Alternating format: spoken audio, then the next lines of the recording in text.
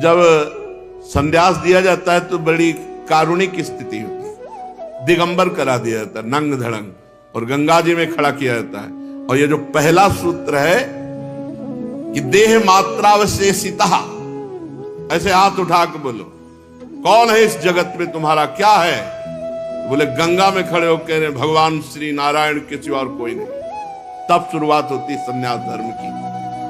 जो प्रक्रियाएं हैं संन्यास धर्म की, पहला यहां से कि गंगा में खड़े होकर बोलो कौन है तुम्हारा, बोले भगवान नारायण के सिवा कोई नहीं हमारा।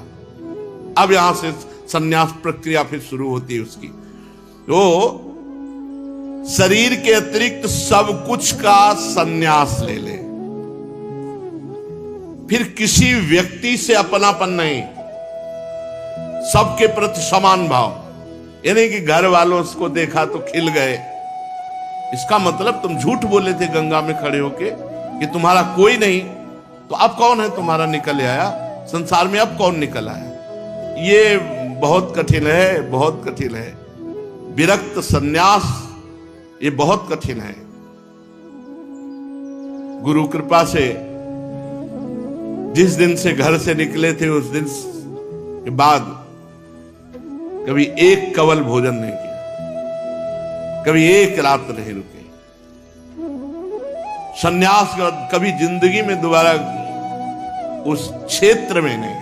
उस नगर गांव घर तो बहुत दूर की बात, उस ब्लॉक में नहीं गए।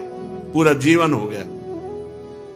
किसी भी व्यक्ति से घर वालों को पता भी नहीं रहा जिंदा है कि मरे कुछ समय के बाद। जब हमारी यात्रा गंगा किनारे की, ये तो वृंदावन में पता चला उनको कि हाँ है, नहीं तो पीछे गंगा की यात्रा, काशी की वास, यह कहीं किसी का कोई फोन तो उनकी सृष्टि तो बहुत कम समय में हुई है। और गंगा किनारे कहां फोन, कौन फोन? किसी भी व्यक्ति से अपनापन नहीं, सन्यासी का पहला लक्षण। किसी भी व्यक्ति से अपनापन नहीं, किसी वस्तु से अपनापन नहीं, किसी स्थान से अपनापन नहीं। गुरु कृपा से ऐसा ही सन्यास धर्म, भगवान की बड़ी विशेष कृपा रही कि कभी झोला नहीं रहा कि उसमें 2-4 अचला रखे हैं। एक अचला पहने, एक लंगोटी पहने हैं, एक कमर में लंगोटी वे, और यहां एक अचला ऊपर नहीं, एक ही अचला, 2 लंगोटी और एक कमंडल, बस। सर्दी गर्मी बरसात वैसे ही एक स्थिति में रहना। संन्यास धर्म बड़ा कठोर धर्म है। हम कभी रोए हों ऐसा कभी नहीं, कभी भाव आ गए और रो गए, कभी ऐसा नहीं हो, कभी नहीं। किसके प्रति रोए? कभी ऐसा नहीं है। एक गांव में एक रात ठहरने का नियम लेकर विचरण करें। पूरे गंगा किनारे भ्रमण में एक बार एक गांव में गए थे। वर्षा हो रही थी, सर्दी का समय था, शरीर एकदम सांवला पड़ गया कि अब लगा कि रात्रि काटने के लिए कुछ गर्म जगह चाहिए, नहीं तो हो सकता है कि अब हम कल सुबह चल ना पावे। एकदम शीतल, वो जब सर्दी का समय। एक गांव में गए कि डर लगता था, क्योंकि जवान शरीर है और बनावट ऐसी शरीर की थी कि कोई विश्वास नहीं मानेगा कि महात्मा है या बनावटी है, नाटक है। अब 23, 24, 25 की अवस्था कौन रखेगा अपने दरवाजे पे? तो गांव के बाहर देखा एक जानवर बंधे हुए थे, तो उनसे कहा कि आप हमें एक रात्रि के लिए वास की व्यवस्था करेंगे? तो उनका हाँ व्यवस्था करेंगे, जहां भैंसे बंधी वही किनारे तुम भी लेते जाओ। उनका हाँ। तो उनका ओढ़ने के लिए तो देखो हम गांव के लोग हैं, कंबल देंगे नहीं, तुम लेके भाग जाओ। तो बोले जो भैंस को उड़ाते हैं वो हम बोरा दे सकते हैं, हमका पक्का दे दीजिए आप। वो बोरा ऐसे डाला तो शरीर गर्म हुआ। हमका 4 बजे यहां से निकल जाएंगे, बोरा यहीं मिलेंगे आपको। पूरे गंगा जी की यात्रा में एक ये केवल वास रहा है, नहीं तो वृक्ष के नीचे या किसी आश्रम में ऐसे कभी कंबल नहीं लिया आश्रम वासियों से। जैसी स्थिति उसी स्थिति, बड़ा आनंद रहता था। ब्रह्मचर्य का एक प्रभाव होता है और लक्ष्य का एक दृढ़ नियम होता है, उसमें एक अद्भुत आनंद रहता है। ये संन्यास धर्म। वस्त्र पहनने में केवल लंगोटी और उसके ऊपर ढकने के लिए, कौपीन के ऊपर ढकने के लिए थोड़ा सा वस्त्र, जिससे गुप्त अंग ढक जाए। इसके अलावा कोई कपड़े नहीं सन्यासी के लिए। यदि वस्त्र पहने तो पहले तो केवल कौपीनवंता खलु भाग्यवंता, केवल लंगोटी धारण करे। अगर ऐसा है तो जितने से जांग ढक जाए बस उतना वस्त्र एक गमछा की तरह ऐसे धारण करे। हम एक ही वस्त्र ऐसे धारण करते थे जो यहां छाती से बांध ले, बस यही जांग तक जाए, और जब तक कोई आपत्ति ना आवे तब तक कोई दूसरा वस्त्र न ले। आपत्ति का मतलब जैसे भीषण बुखार है, शरीर खूब ठंडी से युक्त हो रहा है, तो कुछ वस्त्र उस समय तत्काल के लिए ले ले, नहीं तो आश्रम के चिन्ह केवल दंड और कमंडल। आश्रम के चिन्हों को तब तक धारण करे जब तक अवधूत स्थिति नहीं आती, नहीं वो भी जैसे उड़िया बाबा ने दंड भी गंगा जी में विसर्जित कर दिया। सन्यासी को चाहिए कुछ भी संग्रह परिग्रह नहीं। देखो इसमें लिखा है वह कोई भी वस्तु संग्रह न करे। संग्रह के लिए बस पेट ही है, जो मिला डाल लिया, नहीं मिला तो नहीं मिला, कल के लिए क्यों रखे, परसों के क्यों। इतनी हरितकी का टुकड़ा रखने के कारण महाप्रभु चैतन्य देव ने अपनी सेवा में जो थे उनसे कहा चलो गृहस्थी में जाओ, तुम विरक्ति सन्यास के लायक नहीं हो। एक हरितकी का टुकड़ा जो महाप्रभु भोजन प्रसाद पाने के बाद मुख शुद्धि के लिए हर्र का टुकड़ा ऐसे वो रख लिया महाप्रभु के लिए। महाप्रभु ने कहा चलो तुम ब्याह करो, घर गृहस्थी में रहो, त्याग सन्यास के योग्य नहीं। सन्यासी को चाहिए शांत, हर समय शांत, भगवत परायण, किसी भी व्यक्ति का आश्रय न ले। इसीलिए घाट का आश्रय लिया कि घाट में केवल महादेव जी का अधिकार, घाट में रह रहे जो महादेव जी व्यवस्था करेंगे वही। वर्षा होती तो जो मंदिर हैं खुले रहते छोटे छोटे उनके दरवाजे, बस उसी में लेट गए, नहीं तो बाहर घाट में। इस संपूर्ण विश्व को कार्य कारण से अतीत परमात्मा स्वरूप देखकर शांत अपनी आत्मा में रमण, बड़ा आनंद का मार्ग है। ऐसा ना समझे कि जैसे कहा जाता है कि बड़ा शुष्क मार्ग है, तो कभी स्वाद ही नहीं लिया तो जानो क्या ब्रह्मानंद। ब्रह्मानंद है ये, कोई साधारण मार्ग है। अब नहीं जानते हो तो कह दोगे कि बड़ा शुष्क मार्ग है। आत्मदर्शी सन्यासी जागरण और सुषुप्ति की अवस्था में रहे, जागरण और सुषुप्ति की संधि, न सोता हुआ न जागता हुआ, हर समय परमात्मा में स्थित अपने स्वरूप में।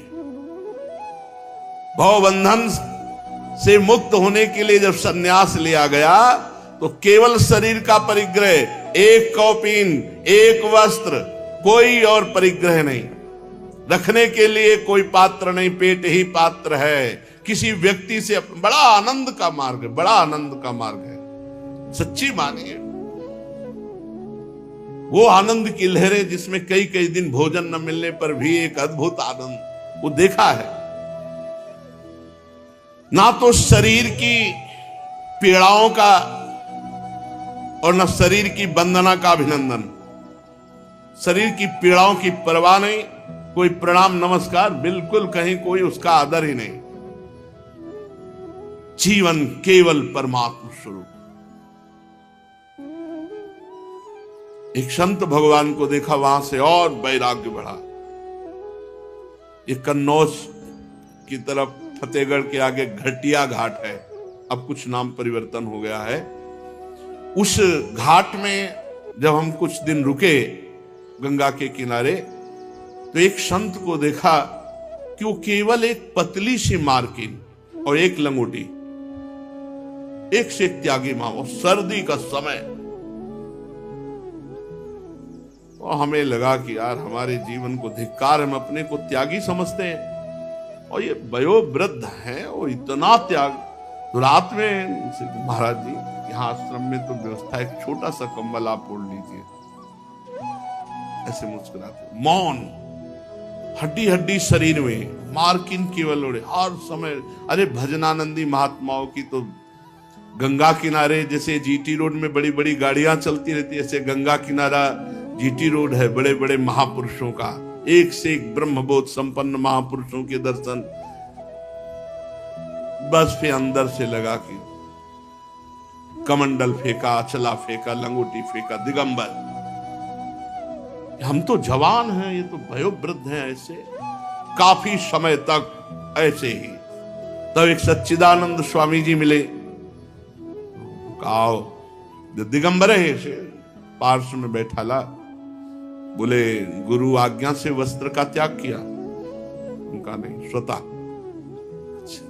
अच्छा अच्छा, बड़े ज्ञानी महात्मा थे। तो वस्त्र का त्याग क्यों किया? जब शरीर ही नहीं है तो फिर वस्त्र की क्या? हाँ, यही बात। जब आप शरीर नहीं तो वस्त्र पहनने में आपको क्या परेशानी? इस शरीर में वस्त्र डाल लेने में क्या परेशानी?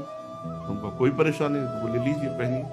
उसी तरह से फिर तो भगवान का आदेश, क्योंकि आना इस मार्ग में था, नहीं तो इस दर की कोई संभावना ही नहीं थी, कोई संभावना नहीं थी। जो मार्ग चल रहा था संभावना नहीं, तो महादेव जी ऐसे मोड़ दिए और हरिवंश महाप्रभु ने पकड़ करके रस में, नहीं तो संभावना ही नहीं थी। ना तो शरीर की होने वाली पीड़ा या मृत्यु, ना शरीर की वंदना अभिनंदन, किसी से कोई मतलब नहीं। आत्मवस्तु का प्रतिपादन करने वाले शास्त्रों का स्वाध्याय केवल, और जीवन निर्वाह के लिए कोई प्रयत्न नहीं। एक गांव में अगर रुकना है तो एक रात, वो भी गांव के बाहर कोई मंदिर, पाठशाला या वृक्ष आदि के नीचे, एक गांव में भिक्षा कर ले। एक भिक्षा की कई पद्धतियां हैं। यदि पवित्र विचार वाला है, एक जगह बैठ करके पा लिया, या 5 घरों से मांग लिया, पर दोबारा उसके यहां फिर नहीं। बड़ा संन्यास धर्म का अब तो कोई बिरला ही, अब तो भिक्षावृत्ति ही नहीं रह गई। अब सब अपने धामों में, तीर्थों में, काशी आदि पुरियों में वास कर रहे हैं, क्योंकि अब समय नहीं रह गया है कि हम किनके घरों में भिक्षा लें। जीवन निर्वाह के लिए कोई प्रयास न करे। जीवन निर्वाह भगवान के द्वारा होगा। अपने विरक्त होकर जीवन निर्वाह के लिए व्यवस्था न करे, कोई व्यवस्था नहीं। और कई कई दिन भोजन न मिलने पर भी वो क्षोभ को प्राप्त न हो, प्रयत्न न करे कि चलो आज भिक्षा नहीं मिली या कहीं फिर नहीं, एक बार मांग लिया, नहीं मिला, प्रारब्ध खत्म। बहुत सी मंडली न जुटावे, व्याख्यान न दे, बड़े बड़े कर्म का आरंभ न करे, ये सन्यासी के लिए निषेध है। शांत, मौन, समदर्शी, एकांत सेवी सन्यासी अपने रहने के लिए आश्रम न बनावे, निषेध किया गया। अपने रहने के लिए आश्रम न बनावे। साधु के रहने की व्यवस्था ऐसे होनी चाहिए जैसे चूहे ने बिल बनाया और सांप रह गया और अपना निकल गया, ऐसे ही है। अपने ये मेरा है ऐसा कहीं संबंध नहीं होना चाहिए। बस एक जैसे थोड़ी देर स्टेशन में बैठे हैं, बढ़िया है, लेकिन भैया जाना है, गाड़ी आएगी, अपनी गाड़ी में बैठेंगे, चले जाएंगे, हमारा कुछ नहीं स्टेशन में। ऐसे ही जीवन व्यतीत करना चाहिए, हमारा नहीं, अपना कुछ नहीं है, कहीं भी अपना नहीं। और गुरु कृपा से ऐसे ही जिस जगह रह रहे वो जगह नहीं हमारी, उसका बिल भी जिसका फ्लैट है आज भी भर रहा है, हर व्यवस्था कर रहा है। भगवान की कृपा से आज भी ऐसा नहीं कि प्रेमानंद मर गए, अंगूठा लगा लो यार, दस्तखत करवा लो, नहीं तो चला जाए, कुछ नहीं। जैसे घर से भगवान ने निकाला था आज भी वैसे ही है, कोई वस्तु हमारी नहीं है। हाँ, अब सत्संग है तो उन्होंने हाल बनवा दिया है, उसके लिए एक व्यवस्था कर दी, सत्संग कर लिए। वास है तो वास की व्यवस्था उन्होंने कर दी। अपना नहीं है कुछ। सरकारी कागज में कहीं भी प्रेमानंद नाम नहीं है, कहीं भी बैंक में कहीं भी नहीं है, और जीवन में कभी नहीं। इसे स्वीकार इसीलिए किया है कि भगवत कार्य हो रहा है तो चलो हाँ कर दो, लेकिन तुम 4 मिल करके, हम कहीं नहीं है, और तुम्हारा ठेका हम लेते हैं। यदि आज्ञा के अनुसार, धर्म के अनुसार चलोगे तो ना तुम्हें ये फंसा पाएगी, ना माया फंसा पाएगी। न ये मेरी न ये तेरी, ये वृंदावन भूमि है, श्री जी की है, श्री जी का जस गाओ, चलो श्री जी के पास, इसके लिए व्यवस्था है। तो सन्यासी को चाहिए अपने रहने के लिए भी वो निर्माण की व्यवस्था ना करे, ऐसा शास्त्र आज्ञा करते हैं। और वो चाहे तो अपने आश्रम के सन्यास चिन्हों को छोड़ सकता है, शास्त्र आज्ञा कर रहा है। अगर वो चाहे तो सन्यास के चिन्ह, ना यते आश्रम प्रायो धर्म हेतुर महात्मनः शांतस्य समचित्तस्य बिर्भयादुत वा त्यजेत, वो अपने आश्रम चिन्हों को त्याग सकता है। उसके पास कोई आश्रम का चिन्ह ना हो, परंतु वो अपने आत्मानुसंधान में ही मगन रहे, व्यवहार में नहीं, एकांत। ऐसे भी सन्यासियों के दर्शन हुए। किसी भी तरह का आप जान ही नहीं सकते सन्यासी है, किसी भी तरह का कोई भी लक्षण।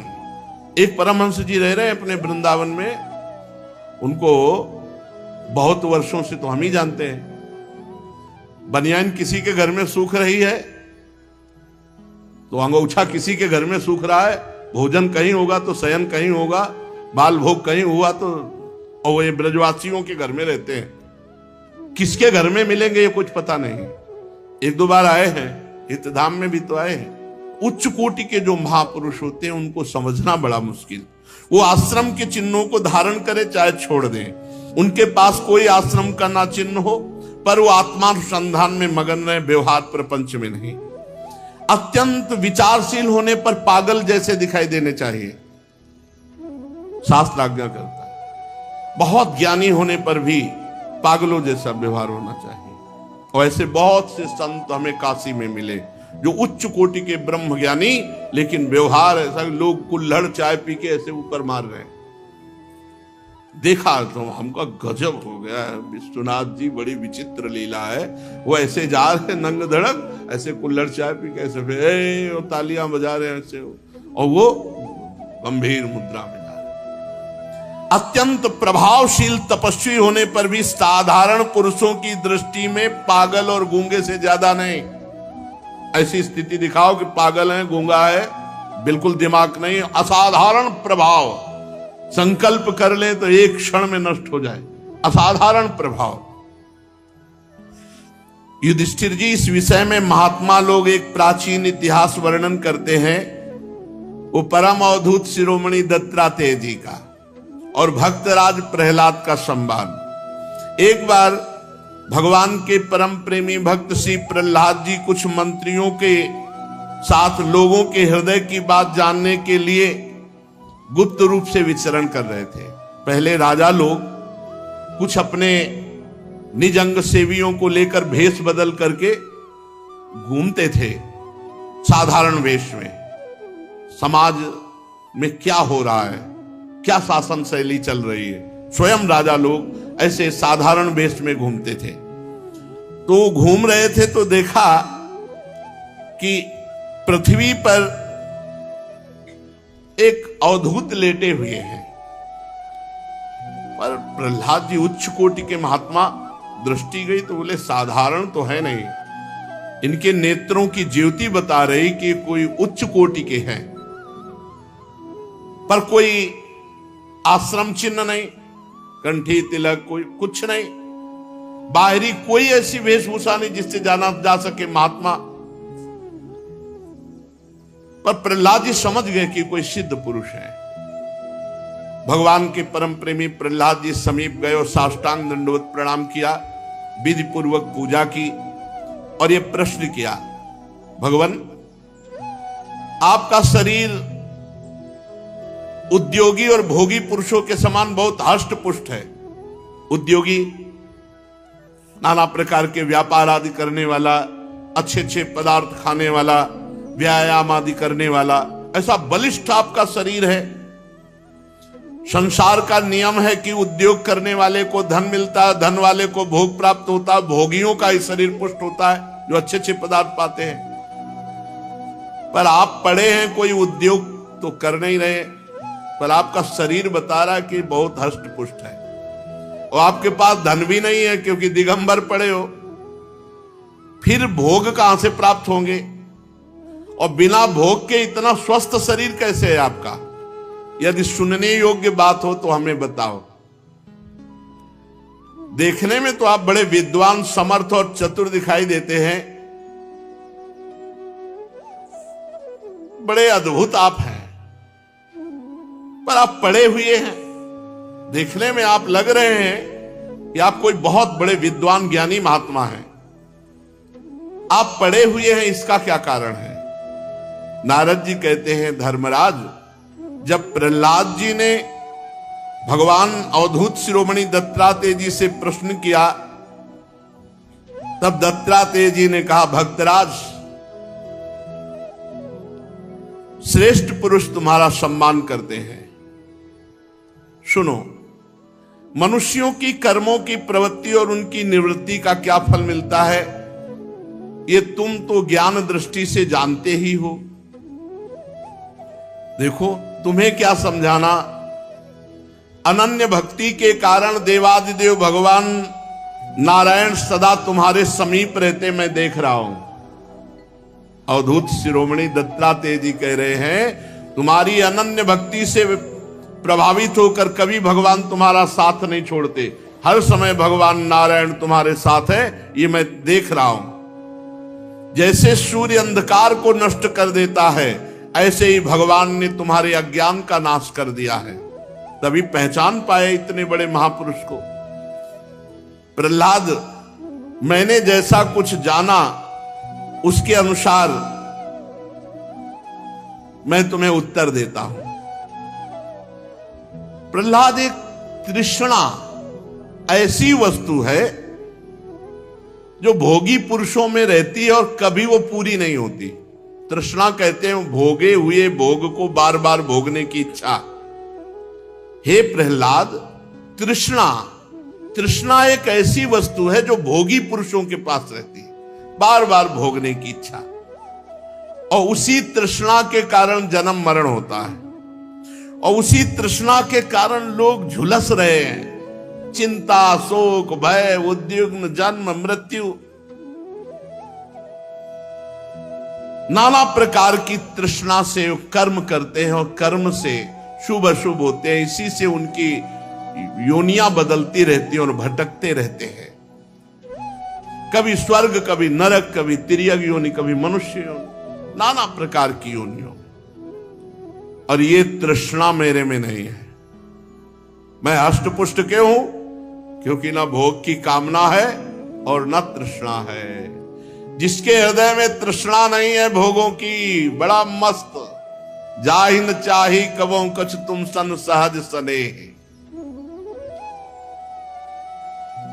देखो प्रहलाद, संसार के स्त्री पुरुष कर्म तो करते हैं सुख प्राप्ति के लिए कि दुख कभी आए ना, लेकिन उल्टा फल क्यों हो रहा है? वो दुख ही दुख भोग रहे हैं। ये कर्मों का उल्टा फल क्यों हो रहा है वो नहीं समझ पा रहे। सब प्राणी, चाहे स्त्री हो चाहे पुरुष, कर्म करता है सुख के लिए, पर परिणाम में उसे दुख ही मिलता है। स्थायी परिणाम सुख नहीं है। क्यों? क्योंकि सुख तो है आत्मा में, परमात्मा में, भगवान में, और उसके लिए कोई चेष्टा कर नहीं रहा, भोगों में सुख ढूंढ रहा है। समस्त चेष्टाओं की निवृत्ति हो जाए तो परम सुख मिले। देखो देखो, बड़ा सूक्ष्म विषय। हम चेष्टा से सुख चाहते हैं। अवधूत जी कह रहे हैं कि जब समस्त चेष्टाओं की निवृत्ति हो जाती है तो आत्मस्वरूप आत्मानंद प्रकाशित हो जाता है। इसके लिए भोगों के मनोराज्य मात्र समझ करके भोगों का त्याग करना होता है, तृष्णा का त्याग करना होता है। मैं भोगों की तृष्णा और कामना से रहित होकर केवल शरीर का प्रारब्ध भोगता हूं और पड़ा रहता हूं। शरीर का जो प्रारब्ध है, मनुष्य अपने सच्चे स्वार्थ, वास्तविक सुख क्या है? वास्तविक सुख क्या है? सच्चा स्वार्थ क्या है? भगवान का भजन करना, अपने स्वरूप में स्थित हो जाना। सच्चे स्वार्थ को भूलकर मिथ्या द्वैत को सत्य मानकर भयंकर विचित्र जन्म मृत्यु के जंगल में फंस गया। जैसे अज्ञानी मनुष्य जल में उत्पन्न तिनके और सिवार से ढके हुए जल को जल ना समझकर वो प्यासा मरुभूमि में जो जल दिखाई दे रहा उसमें जा रहा जहां एक बूंद जल नहीं, ऐसे ही मल विक्षेप आवरण इन तीन से ढका हुआ आत्मानंद इसको छोड़ करके वो विषयानंद में जहां मरुभूमि एक बूंद जल नहीं, ऐसे विषयानंद में जहां एक बूंद आनंद नहीं, पूरा जीवन उसमें खो रहा है। इसीलिए उसका जीवन व्यर्थ हो जाता है। मनुष्य सदा शारीरिक मानसिक दुखों से आक्रांत रहता है। उसका शरीर भी मरणशील है। बड़े बड़े श्रम करके वो धन इकट्ठा करता और मरकर यहां से चला जाता है, कोई लाभ नहीं। ये लोभी, ये भोगी, ये मोही, ये दुख ही दुख भोगते हैं। भय के मारे उनको नींद नहीं आती, धन की चिंता से नींद नहीं आती, भोगों की कामना से उन्हें विश्राम नहीं मिलता।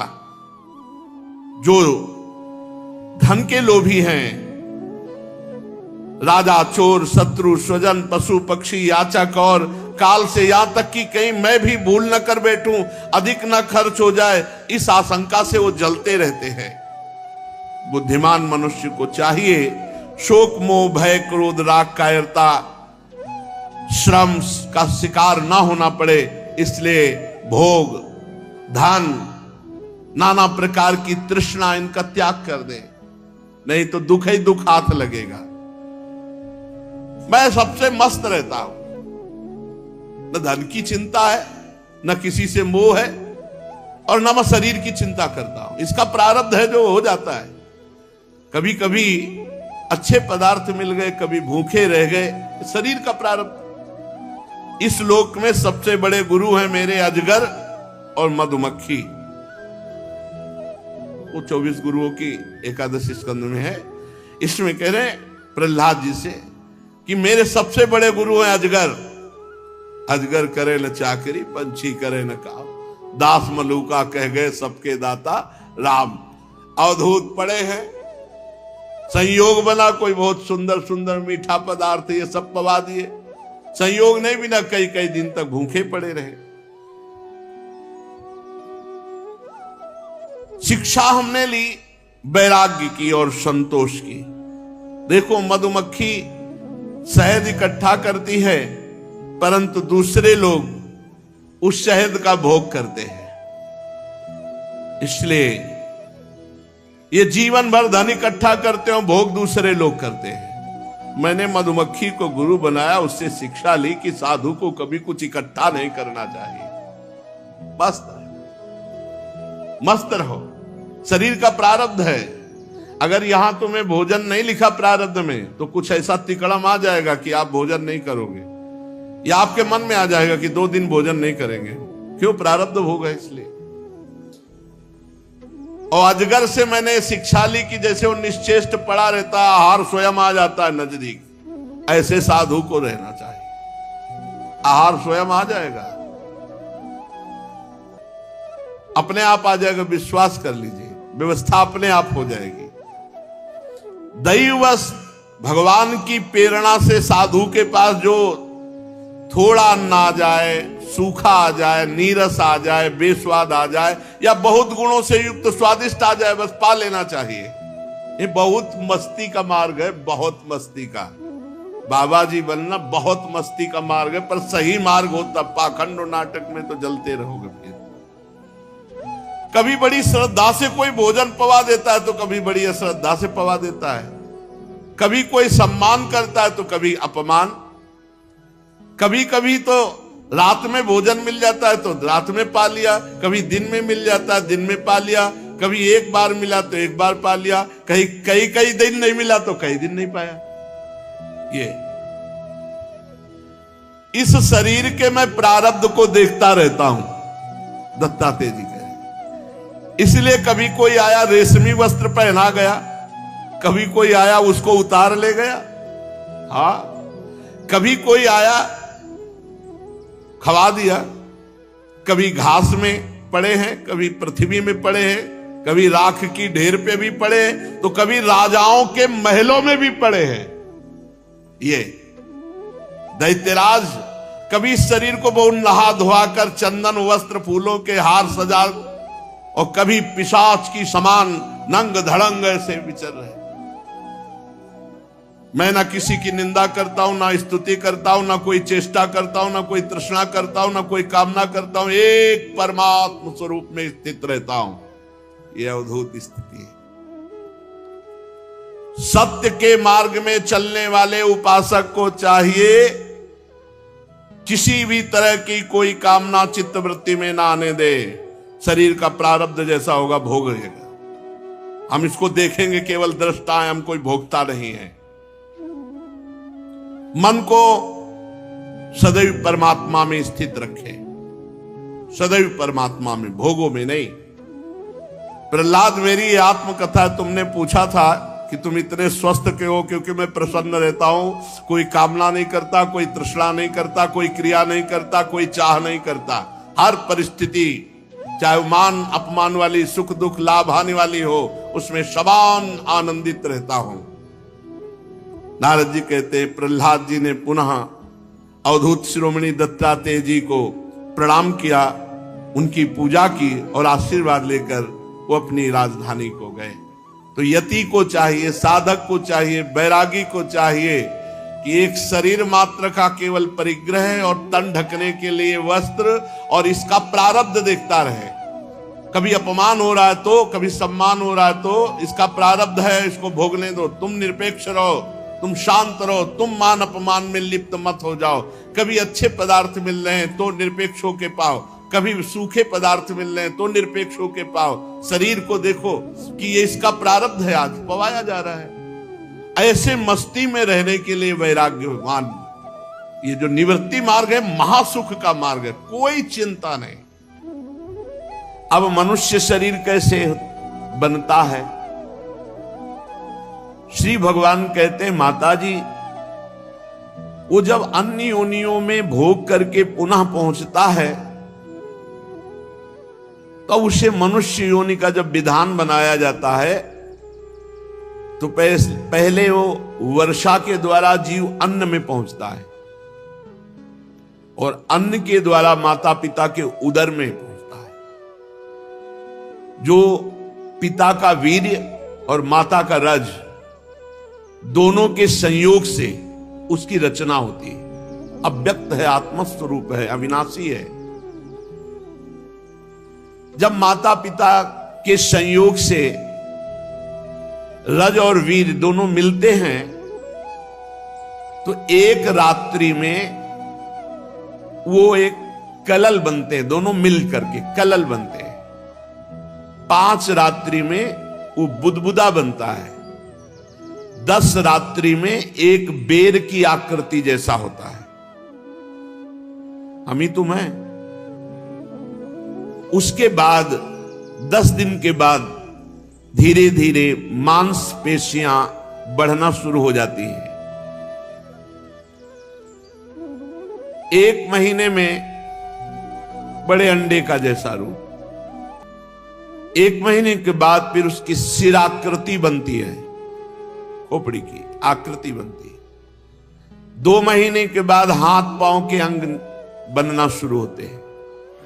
3रे महीने में नख, रोम, त्वचा, हड्डी और स्त्री पुरुष का चिन्ह, बालक है या बालिका, ये छिद्र उत्पन्न हो जाते हैं।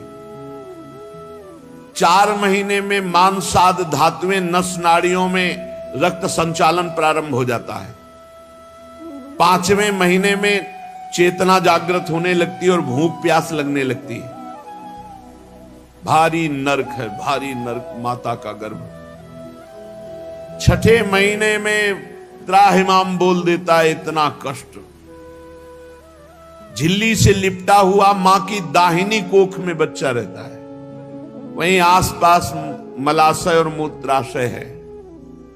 उस समय माता को खट्टे चरफरे वस्तुएं पाने का शौक होता है। हर माता को खट्टी चीजें पाने का, वो सब जाकर उसके शरीर को जलाती है, ताप पैदा करती है। माता के खाए हुए खट्टे चरफरे नमकीन मिर्च आदि वाले पदार्थ, जघन्य मलमूत्र के गड्ढे में पड़ा हुआ वो शरीरधारी जीवात्मा भारी कष्ट भोगता है, सुकुमार होता है। वहां विष्ठा के कीले छोटे छोटे उसके अंग प्रत्यंग को नोचते हैं, भारी क्लेश, इतना क्लेश कि क्षण क्षण में उसे मूर्छा आती है।